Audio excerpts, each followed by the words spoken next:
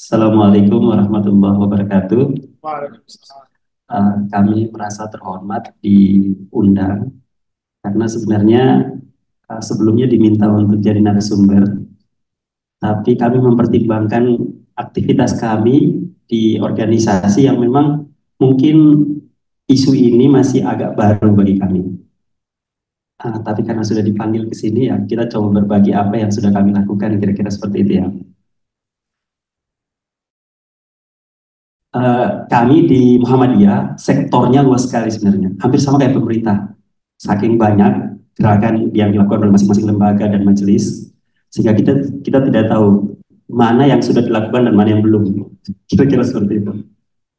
Nah, kebetulan kami di Majelis Lingkungan Hidup Pimpinan Pusat Muhammadiyah eh, ada beberapa sektor gerakan yang mungkin bisa kita bagi di sini, gitu, karena mungkin berkaitan. Pertama, eh, Majelis Lingkungan Hidup kami ya di Majelis Lingkungan Hidup itu sedang mengupayakan penata kelolaan gedung-gedung Muhammadiyah sebenarnya. Karena secara kuantitas, kalau Bapak Ibu bisa mengikuti perkembangan Muhammadiyah mungkin, kami itu baru satu sektor misalnya perguruan tinggi saja itu sudah ada 170 lebih perguruan tinggi. Kalau 170 lebih perguruan tinggi, maka gedungnya itu kan satu kampus bisa lebih satu gedung, berarti sudah lebih dari 1.700 gedung. 170 gedung lebih, kalau dikali dua saja sudah sangat banyak. Nah, ini kalau kita ukur kalau kita ukur secara keseluruhan, mohon maaf kan belum pernah mengukur ya, sumbangsi emisi Muhammadiyah terhadap Indonesia ini atau dunia itu kira-kira berapa persen gitu. Sebenarnya kami di lingkungan hidup penasaran gitu. Artinya itu bisa jadi benchmark kami untuk kira-kira apa yang bisa kami lakukan. Nah, kemarin beberapa pertemuan dengan NGO di Bandung itu bersama Piri yang memfasilitasi kami. Itu sebenarnya kami mencari kira-kira format-format yang pas untuk kita bisa kolaborasi. Sebenarnya kami pengen tahu Muhammadiyah itu menyumbang emisi berapa persen sih di Indonesia ini kira-kira seperti itu. Nah, maka dari itu, format-format kami sedang membangun, salah satunya tadi penata kelolaan gedung. Mungkin sebelum saya lanjut lebih detail, kami mau memutarkan satu video ilustrasi, kira-kira gerakan kami ke depan seperti apa yang kami sedang mau membangun gitu. Ilustrasinya kami buat dalam bentuk video. Bisa diputarkan? Silakan. Oke. Punya 6 ruangan. Rata-rata penggunaan listriknya sebesar. Sekolah Muhammadiyah ini punya 6 ruangan. Rata-rata penggunaan listriknya sebesar 308 kWh dengan daya 1.300 watt. Setiap bulannya, sekolah ini harus membayar tagihan listrik sebesar Rp449.223 atau sebesar Rp5.390.676 per tahun. Jika dikalikan 1.450 sekolah yang berada di bawah persyarikatan, maka sekolah-sekolah Muhammadiyah harus membayar total tagihan listrik kurang lebih 7,8 miliar setiap tahunnya. Itu baru sekolah, belum universitas, rumah sakit, dan amal usaha lainnya. Tahukah Anda bahwa listrik yang kita gunakan sebagian besar sumbernya masih berasal dari bahan bakar fosil? Artinya, setiap listrik yang kita gunakan adalah hasil eksploitasi alam yang menimbulkan kerusakan lingkungan dan menghasilkan emisi gas yang berpengaruh pada perubahan iklim. Sementara penggunaan energi baru terbarukan atau EBT yang lebih ramah lingkungan di Indonesia masih jauh dari ideal. Target energi baru terbarukan atau EBT hanya sebesar 31% sampai tahun 2050. Masalah energi hanyalah satu dari sekian masalah lingkungan yang kita hadapi. Masalah lainnya masih panjang mengantri seperti masalah sampah, pencemaran yang berakibat pada masalah sosial seperti pengangguran, krisis pangan, dan ketidakadilan. Untuk merespon masalah ini, pimpinan Pusat Muhammadiyah meluncurkan gerakan 1000 Cahaya. Gerakan ini adalah bukti komitmen Muhammadiyah menjawab tantangan-tantangan perubahan iklim serta mendorong Indonesia untuk mencapai emisi nol bersih pada pertengahan abad ke-21.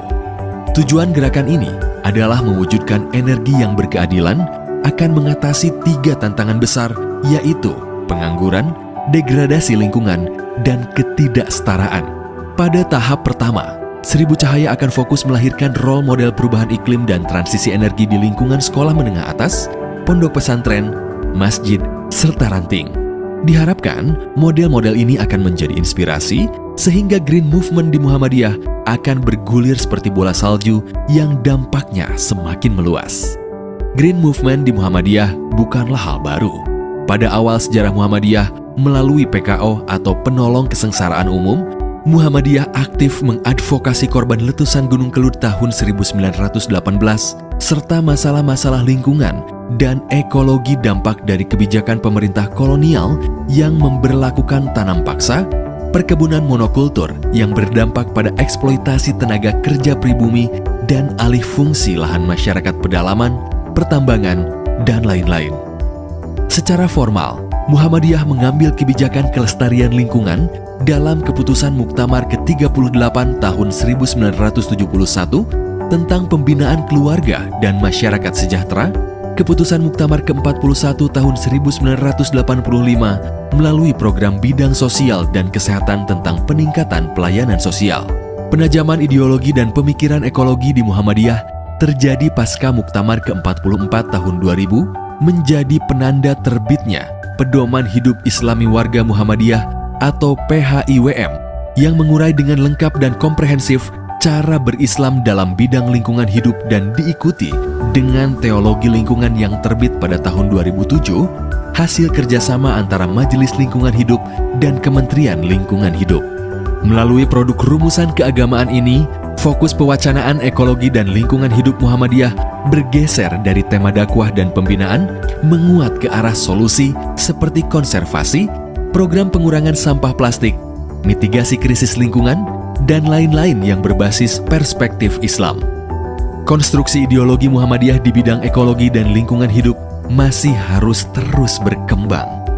Bayangkan, jika aksi lingkungan ini dilakukan oleh 177 perguruan tinggi Muhammadiyah atau PTM, 1450 SMA atau SMK atau MA, 1723 SMP atau MTS, 65 pondok pesantren, 1950 SD atau MI, TK dan PAUD, rumah sakit, panti asuhan, masjid, dan semua amal usaha Muhammadiyah.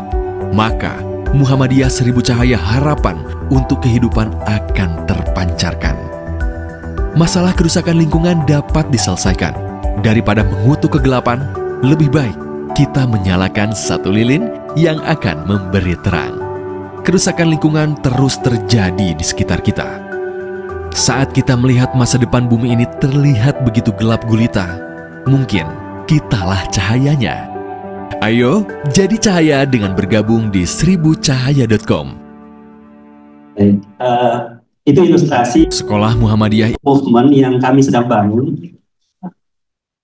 mengenai gerakan penata kelolaan gedung-gedung Muhammadiyah.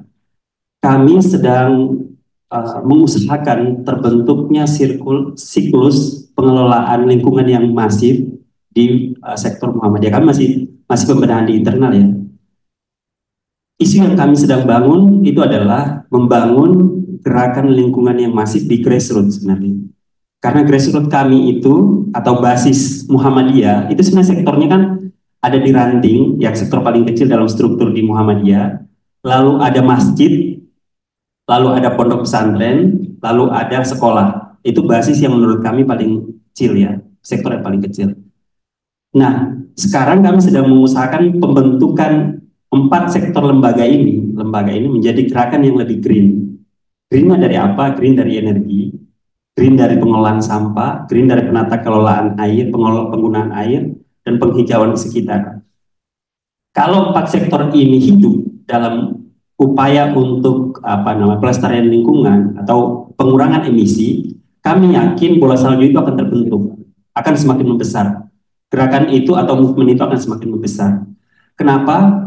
Karena kalau ranting itu secara organisatoris di Muhammadiyah itu sektor yang paling kecil. Kalau struktur organisasinya sudah green gerakannya, pasti warga masyarakatnya pasti green. Kalau ini dia semakin merantai, satu rantai ke rantai-rantai yang lain di setiap ranting, maka Muhammadiyah akan terlihat sangat green. Otomatisnya gitu. Kalau tadi di pemerintah menjelaskan semua sektornya dari atas bottom up, ya. Kami usaha membalik paradigma itu dari bottom up maksudnya. Kalau tadi top down, kami upayanya bottom up dari bawah ke atas. Supaya apa? Supaya ini bisa menjadi bola salju. Kalau dari atas mungkin perintahnya agak tegas ya, dan pasti butuh biaya yang sangat besar. Kalau yang dari atas, dari top down. Kalau bottom up, pasti usahanya dari kesadaran. Jujur saja kami Muhammadiyah memang sangat membutuhkan donasi ya, funding untuk program ini. Tetapi kami tidak menjadikan itu sebagai penghalang bagi gerakan kami gitu, khususnya di lingkungan Muhammadiyah. Nah tadi kami sebutkan ternyata Muhammadiyah itu di struktur Muhammadiyah puzzle-puzzle gerakan itu sudah ada, sudah sangat masif sebenarnya. Kami beri contoh ya, di Tegal itu ada satu komunitas Muhammadiyah di lingkungan kami sebut ranting, itu ternyata pengelolaan sampahnya sangat baik sekali. Jadi sampah di lingkungan itu dikelola secara demikian rupa, secara masif, sehingga tidak ada lagi sampah yang dibuang gitu, dibuang keluar. Semua dikelola secara baik gitu. Artinya, oh ada ranting yang bagus gitu. Ada satu lagi pondok pesantren yang juga sangat green pengelolaannya gitu. Energinya sangat sangat baik. Misalnya pondok pesantren Darul Arkam Aisyah Bandung. Itu sudah sangat green. Bahkan kemarin tadi saya cerita mereka dapat hibah panel surya dari pemerintah, bahkan diresmikan oleh Jokowi gitu. Itu sudah sangat green. Artinya kami sudah punya puzzle dua tadi. Yang ketiga, masjid. Kami berupaya untuk membangun satu puzzle lagi, yaitu pusat dakwahnya adalah masjid. Kami mengharapkan image-nya gini, masjid itu bukan hanya sekedar menjadi tempat ibadah, tetapi kalau Muhammadiyah kan terkenalnya dakwah kultural ya, memberi contoh. Kami berharap jamaah yang datang di situ budaya lingkungannya terbentuk gitu.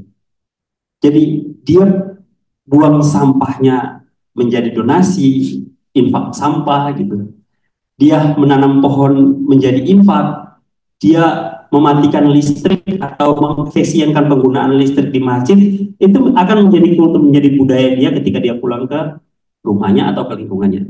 Nah, kami sudah membangun. Kalau di Jogja kemarin sempat kami meresmikan tahun kemarin meresmikan sodor energi di salah satu masjid di Jogja Tengah, dan alhamdulillah masjidnya itu sudah settle soal energinya. Bahkan sekarang itu ya, kalau masyarakat di sekitarnya mau bikin hajatan, bolehlah ambil listriknya dari situ, dari masjid, gratis gitu. Artinya listriknya sudah pakai surya panel dari hasil sedekah energi. Masyarakat seluruh Indonesia yang mensedekahkan energi di masjid itu, dan alhamdulillah sudah berjalan. Nah, itu yang sebenarnya kami sedang mengupayakan. Kami berharap, jujur saja kelemahan kami adalah SDM, soal penata kelolaan gedung.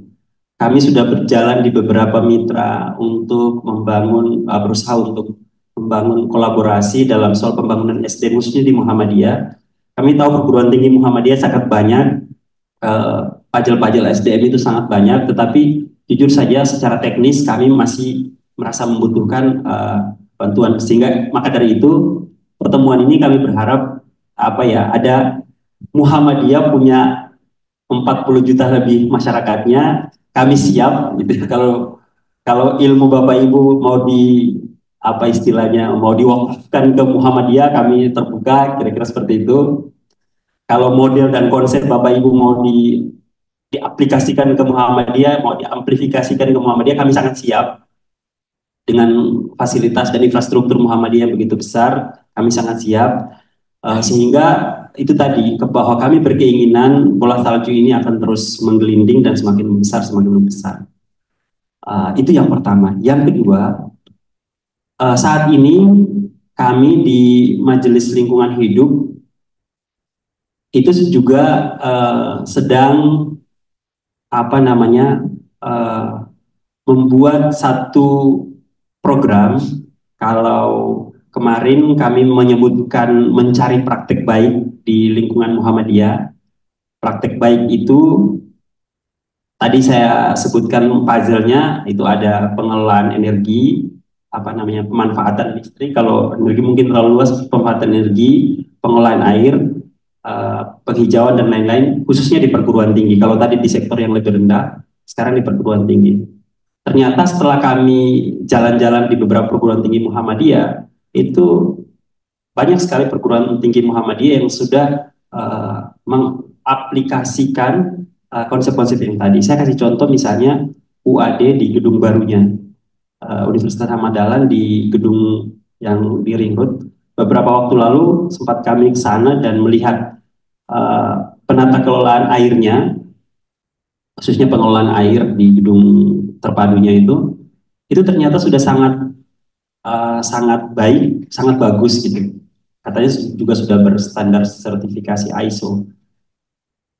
Artinya bahwa satu model kami sudah dapat, sehingga model ini kami mau buat secara apa namanya, rapi, ditambahkan lagi model misalnya kemarin PLN itu berencana untuk membangun satu sektor model di Universitas Muhammadiyah Jakarta dalam soal surya panel, dan salah satunya lagi di Rumah Sakit PKU Muhammadiyah Gamping.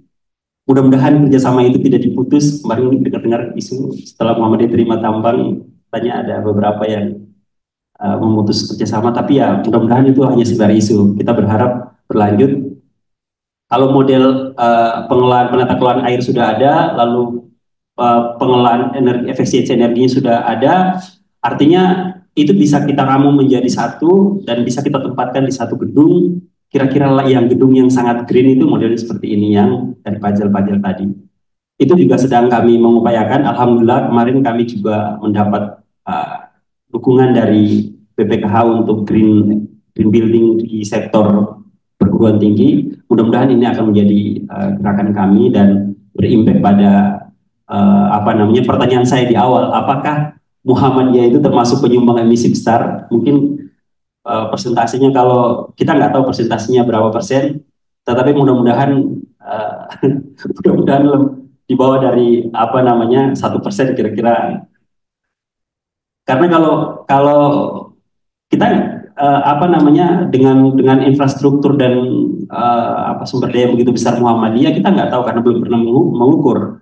Artinya kalau sampai itu terjadi kita ukur dan kita dapat hasil kuantitasnya atau kualitatifnya, mungkin saja itu menjadi kritik bagi internal Muhammadiyah gitu.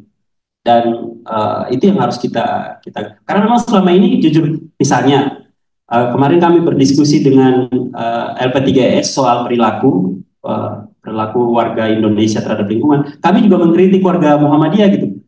Kita belum ada riset soal perilaku warga Muhammadiyah terhadap lingkungan. Mungkin selama ini sektornya masih sektor regional gitu. Secara nasional belum. Sehingga sekarang juga kami sedang meriset perilaku warga Muhammadiyah kira-kira terhadap lingkungan seperti apa. Jangan sampai kami juga termasuk penyumbang terbesar gitu. Artinya itu kritik bagi kami juga, bahwa kita harus memulai dengan basis data yang kuat agar supaya apa? Agar supaya terukur hasil perbaikannya itu terukur. Selama ini mungkin bagi orang aktivis di Muhammadiyah, kami hanya berbicara bukan base-nya data gitu. Hanya berargumentasi, oh kami sudah melakukan ini, kami sudah melakukan ini, kami sudah melakukan ini. Tapi realitasnya ya kita belum ukur gitu. Jujur saya secara internal, saya selalu mengkritik kami di Muhammadiyah untuk perbaikan soal lingkungan terutama. Yaitu contoh misalnya soal perilaku. Itu ada anekdot kemarin, ada siswa SD-nya sudah green school, tetapi SD Muhammadiyah ya Pak, apa namanya, ketika siswanya itu dilarang buang sampah sembarangan di situ, semuanya sangat rapi, siswa itu sangat tertib dan lain sebagainya. Suatu ketika ada orang tuanya yang datang jemput anaknya, terus dia minum es teh yang plastik, bungkus plastik. Pas di perjalanan pulang, anaknya tuh karena sudah habis botol minumnya atau plastik minumnya, dia bilang ke bapaknya, ke ibunya yang jemput, ini sisa makanan, sisa minum mau dibuang kemana? Udah buang aja ke jalan di situ gitu. Terus anaknya bilang gini, lah di sekolah kami dilarang buang sembarangan. Udah nggak apa-apa, itu di sekolah, ini di jalan nggak masalah gitu. Artinya kan itu kritik bagi kami ya. Sekolah Muhammadiyah konotasinya bahwa siswanya itu pasti orang tuanya orang Muhammadiyah.